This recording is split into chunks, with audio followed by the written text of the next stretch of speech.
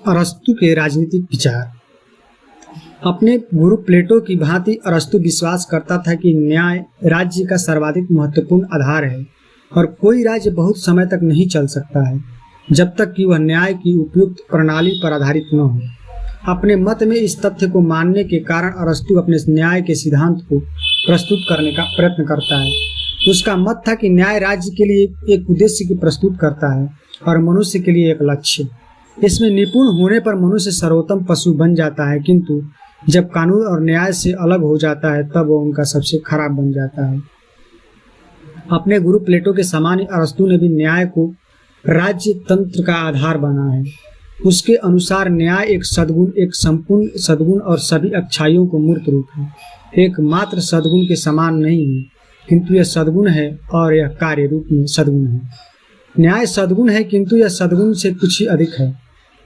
यह कार्य रूप में सद्गुण है, अर्थात व्यवहार में सद्गुण। उदाहरण के तौर पर तर्क बुद्धि एक सद्गुण है, किंतु तर्कसंगत आचरण न्याय है।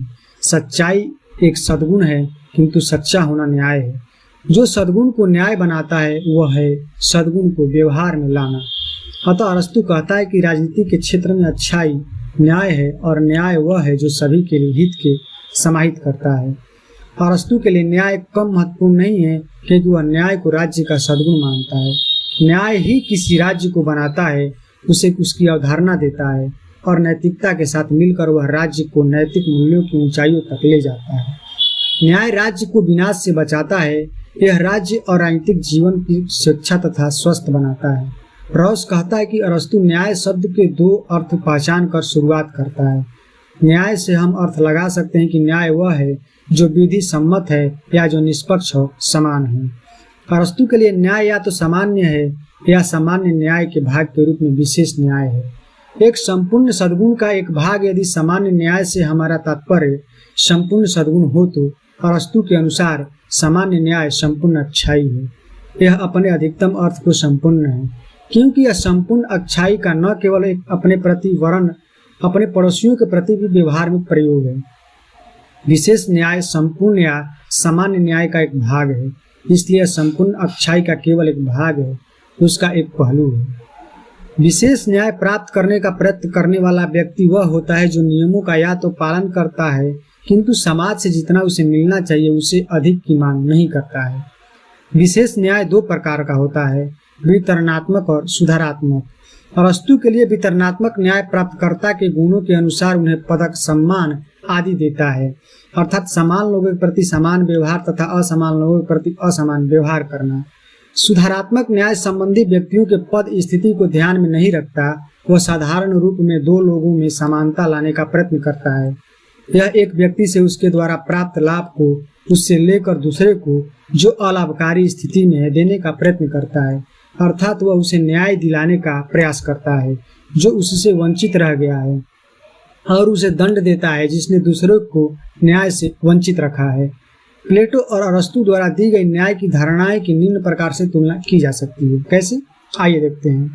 पहला पॉइंट है, प्लेटो के लिए न्याय किसी व्यक्ति द्वारा अपनी योग्यता और क्षमता के अनुसार अपने दायित्वों का सर्वोत्तम निर्वहन है, जबकि अरस्तु के लिए न्याय दायित्वों के योगदान के अनुसार उसे प्रतिदान देना है। प्लेटो का न्याय कर्तव्यों से जुड़ा है, यह कर्तव्योन्मुख है, जबकि अरस्तु का न्याय अधिकार से संबंधित है और यह अधिकारोन्मुखी है। प्लेटो का न्याय का सिद्धांत आवश्यक रूप से नैतिक और दार्शनिक है, जबकि अरस्तु का विधिक है। दोनों में वितरणात्मक न्याय की धारणा है।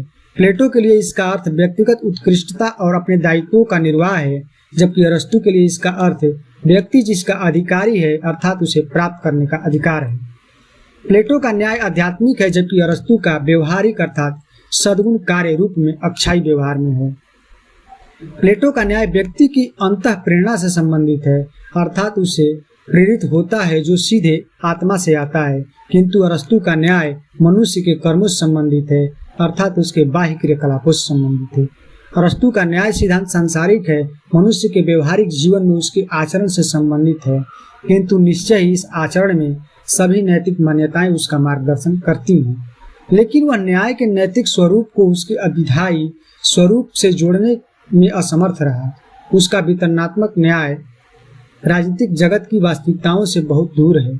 वास्तव में राज्य द्वारा उपलब्ध कराए जाने वाले निरंतर कम होते जा रहे अवसरों और निरंतर बढ़ती जा रही जनसंख्या के बीच संतुलन स्थापित करना बहुत कठिन कार्य है।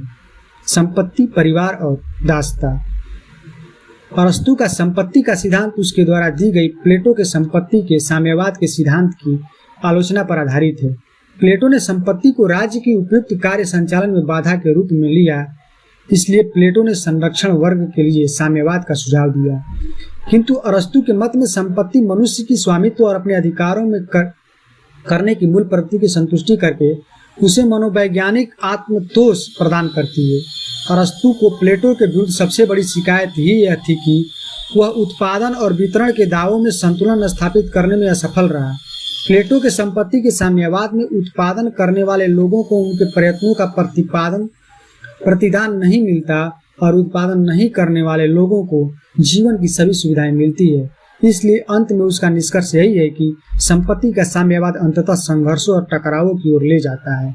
उसका मत था कि संपत्ति उसके लिए आवश्यक है जो उस पर उत्पादन करता है और इसलिए यह सभी के लिए आवश्यक है।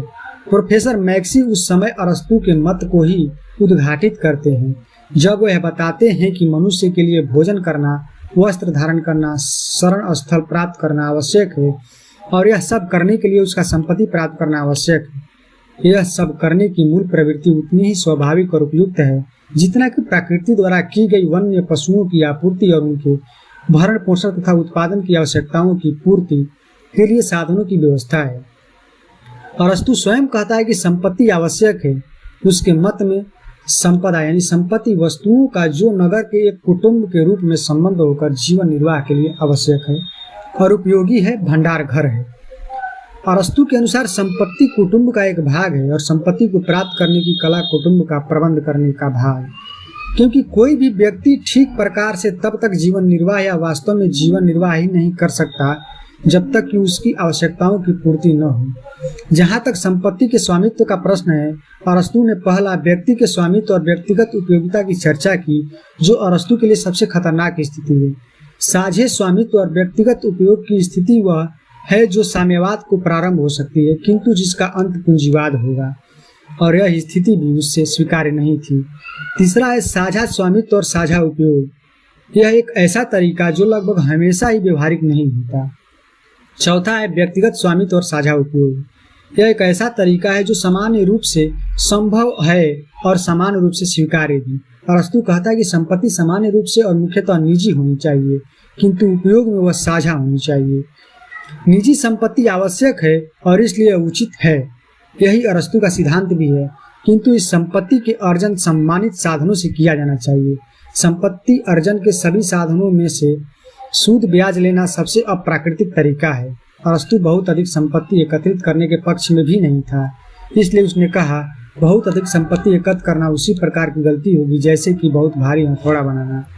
प्लेटो के विपरीत अरस्तु ने व्यक्तिगत पारिवारिक प्रणाली का पक्ष लिया। अरस्तु के अनुसार परिवार सामाजिक जीवन की प्रथम इकाई है जो न केवल समाज का निर्माण करती है बल्कि उसे बनाए भी रखती है। प्लेटो के परिवार के समाजवाद की आलोचना करते हुए अरस्तु ने लिखता है कि वह चीज जो अधिकतर लोगों के लिए साझी होती है उसकी सबसे कम देखभाल की जाती है। प्रत्येक व्यक्ति मुख्य रूप से अपने हित की सोचता है और वह भी तब सोचता है जब वह स्वयं व्यक्तिगत रूप से उससे संबंधित होता है। सामान्य हित की बात कभी मुश्किल से ही वह सोच पाता है, क्योंकि अन्य बातों को ध्यान में रखने के अतिरिक्त प्रत्येक व्यक्ति उस काम पर छोड़ने का अधिक इच्छुक रहता है जिससे वह दूसरों के से पूरा करवाने का आशा करता है। जैसे कि किसी परिवार में बहुत से सहायकों की अपेक्षा कम सहायक अधिक उपयोगी होते हैं। प्रत्येक नागरिक के हजारों पुत्र होंगे जो व्यक्तिगत रूप से उसके पुत्र ही नहीं होंगे, किंतु कोई भी समान रूप से किसी भी का भी पुत्र होगा और इसलिए वह सभी के द्वारा समान रूप से उचित अपेक्षित होगा। अरस्तु का विश्वास था कि परिवार ही वह संस्था है जहाँ व्यक्ति का जन्म होता है, उसका पालन पोषण होता है, उसकी पहचान बनती है, उसे नाम दिया जाता है और सबसे अधिक यह कि वहाँ उसका बौद्धिक विकास होता है। वह बल देकर कहता है कि परिवार ही सामाजिक सद्गुणों का प्राथमिक पाठशाला है जहाँ उसे सहयोग, प्रेम, सहनशीलता तथा बलिदान आदि अच्छे स्तर के पाठ पढ़ाए जाते हैं। वह केवल एक प्रारंभिक संबंध न होकर समाज की आवश्यकता प्रक्रिया है। यदि मनुष्य सामाजिक प्राणी है, जैसा कि अरस्तु आग्रहपूर्वक कहता है, तो परिवार मनुष्य की प्रकृति का विस्तार बन जाता है। ग्राम परिवारों का विस्तार और राज्य परिवारों के ग्रामों का विस्तार तथा संघ बन जाता है। अरस्तु का कहना है कि एक परिवार में पति पत्नी संतान दास तथा संपत्ति आती है। इसमें 3 प्रकार के संबंध होते हैं: स्वामी और दास का संबंध, दाम्पत्य संबंध और पैतृक संबंध। अरस्तु के मत के अनुसार स्वामी दासों के ऊपर शासन करता है, पति पत्नी पर शासन करता है, और जो अरस्तु ने स्त्रियों को पुरुष की तुलना में निम्न कोटि का माना, एक अपूर्ण पुरुष, तथा पिता पुत्र पर शासन करता है। पितृशासनात्मक समाज में विश्वास के कारण वह स्त्रियों के घर को 4 दीवारी में बंद रखना चाहता है। उसके अनुसार वह केवल घर के काम के लिए और प्रजनन तथा बच्चों की देखभाल के लिए उपयुक्त थी। उसके अनुसार पुरुष परिवार का मुखिया होता है। उसी प्रकार अरस्तु ने यह भी माना कि पुरुष महिलाओं से उच्च कोटि के होते हैं, दासों से अधिक बुद्धिमान और बच्चों से अधिक अनुभवी होते हैं। अरस्तु इस बात से पूरी तरह से सहमत था कि परिवार ही वह इकाई है जो अंततः राज्य बनाती है। मनुष्य से परिवार, परिवार से गांव और गांव से राज्य, इस प्रकार राज्य का स्वाभाविक विकास होता है। अरस्तु के परिवार संबंध विचार प्लेटो के विचारों से बहुत भिन्न है, किंतु फिर भी अरस्तु दार्शनिक रूप से प्लेटो में बहुत बेहतर नहीं है। प्लेटो संतान संबंधी संबंधों को आदर्श राज्य के हितों के विरुद्ध मानता है। अरस्तु परिवार को राज्य का प्रमुख आधार ही बना देता है, क्योंकि उसके अनुसार निजी और सार्वजनिक क्षेत्र की अलग अलग हैं। बाद में इस मत को मैरी और J.S. मिल सरीखे उदार स्त्री स्वतंत्रवादी विचारकों के द्वारा परिष्कृत और समायोजित किया गया।